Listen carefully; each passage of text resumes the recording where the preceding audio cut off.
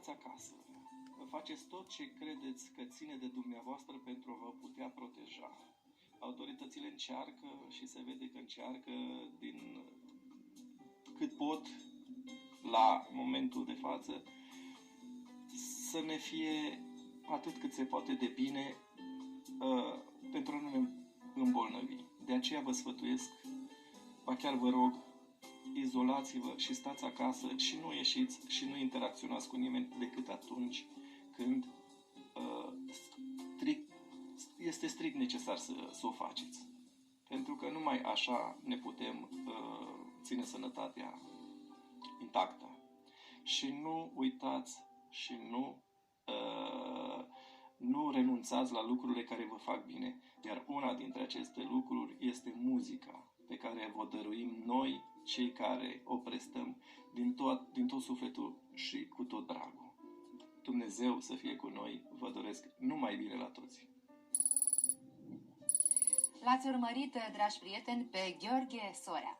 Iată, domnule Gheorghe Sorea, ce s-ar fi pierdut dacă nu v-ar fi adus la cunoștință prietenii dumneavoastră, așa cum spuneați, că aveți o voce foarte frumoasă.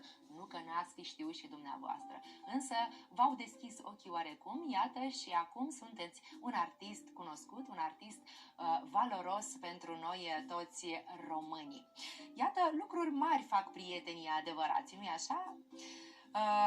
Ne-ați adus și niște videoclipuri foarte frumoase. Mândrulița mea din sat, câte fete ardelene, în grădină la Mândra și la Fântâna Măgurii. După cum vă spuneam, un artist valoros este prezent unor ardelean fălos și astăzi în emisiunea noastră.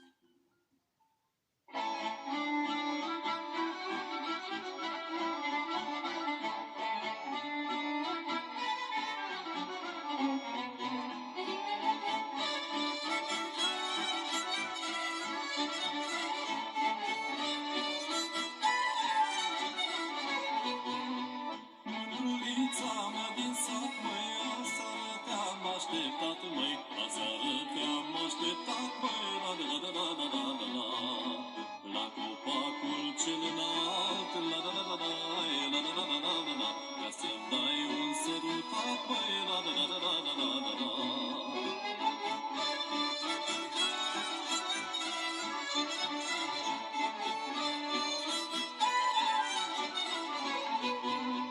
Dar mândruță, tu ești rea, băi, ai uitat de bădița, ai uitat de bădița, băi,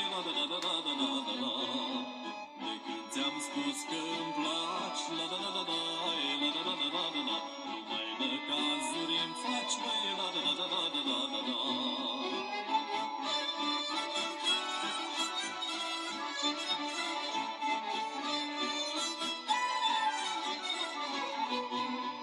Foaie verde și-o alună, de-ai fi mândră, fată bună, de-ai fi mândră, fată bună,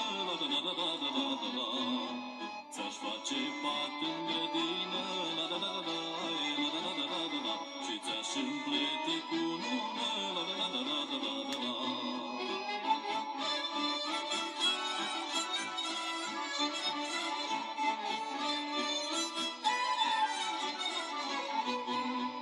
Patul țila și legăna, gurița ți-aș săruta, gurița ți-aș săruta, măi, numai lângă tine sta, că așa este